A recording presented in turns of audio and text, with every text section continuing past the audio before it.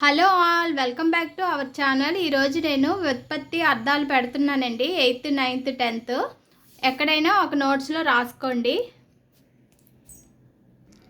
Previous వీడియోస్లో అయితే ప్రకృతి వికృతులు పర్యాయ పదాలు పెట్టానండి.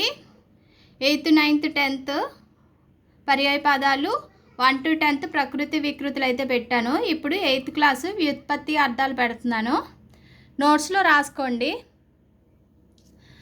అంధకారం, లోకులను అంధులుగా చేసేది చీకటి.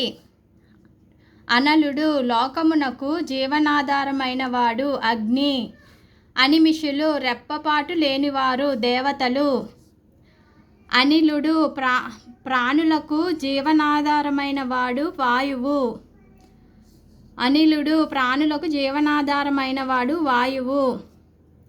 అమృతం, మరణమును పొందింపనిది సుధా.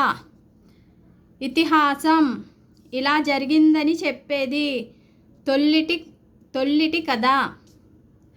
ఉరగము, ఉరస్సు, రొమ్ముతో పాకేది పాము. ఉర్వి, విశాలమైనది భూమి. కంఠీరవం, కంఠంలో ధ్వని కలది సింహం. ష్మా, భారం వహించడంలో ఓర్పు గలది భూమి. కేశము, శిరస్సున ఉండేది వెంట్రుక. ఖగం, ఆకాశంలో పోయేది పక్షి. ఛాందసుడు, ఛందోరూపమైన వేదం చదివినవాడు బ్రాహ్మణుడు. తార, దీనిచే నావికులు తరింతురు చుక్క. దినకరుడు, దినాన్ని కలుగజేయువాడు సూర్యుడు.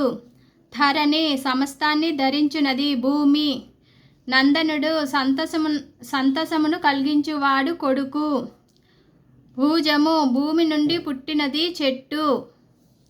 వారిజము, నీటి నుండి పుట్టినది పద్మం. వారిజ గర్భుడు, పద్మము గర్భముగా గలవాడు బ్రహ్మ. స్రవంతి, పర్వతాదుల నుండి స్రవించేది నది. 8th క్లాస్ అయిపోయండి వ్యుత్పత్తి అర్థాలు. ఇప్పుడు 9th క్లాసు.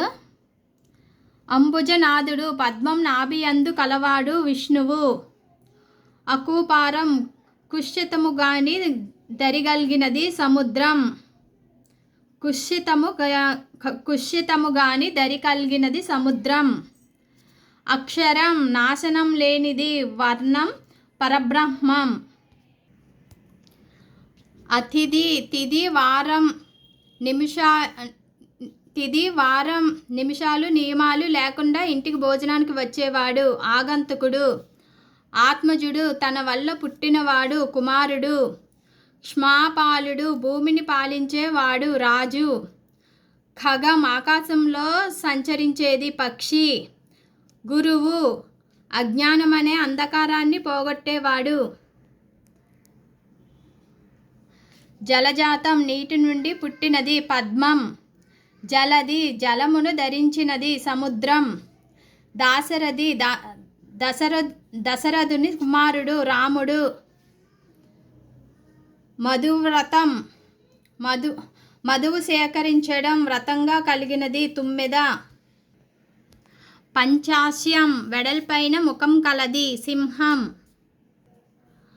భూసురులు, భూమి మీద దేవతలు బ్రాహ్మణులు. భృంగం, నీతియను భరించేది తుమ్మెద.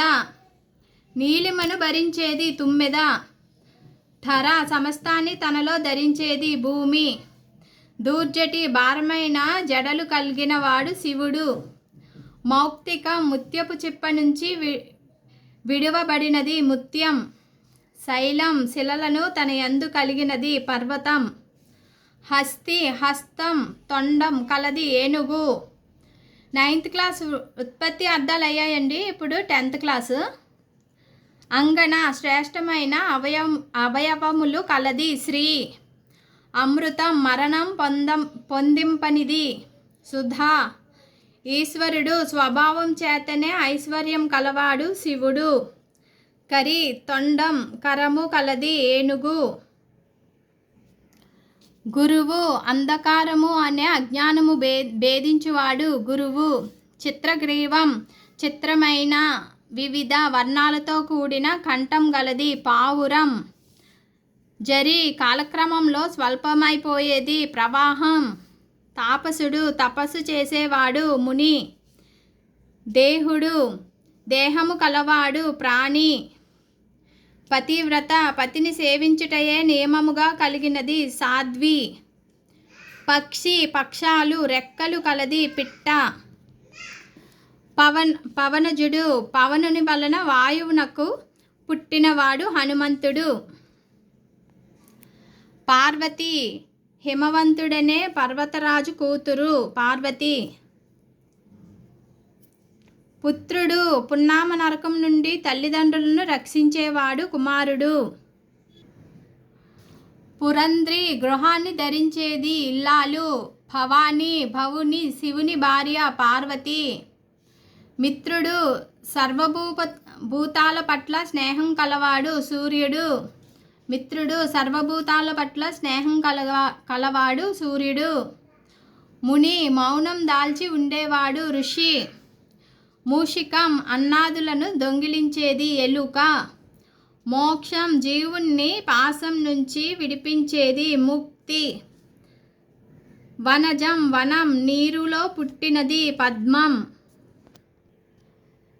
శివుడు సాధువుల హృదయాన శయనించి ఉండేవాడు. మంగళప్రదుడు ఈశ్వరుడు.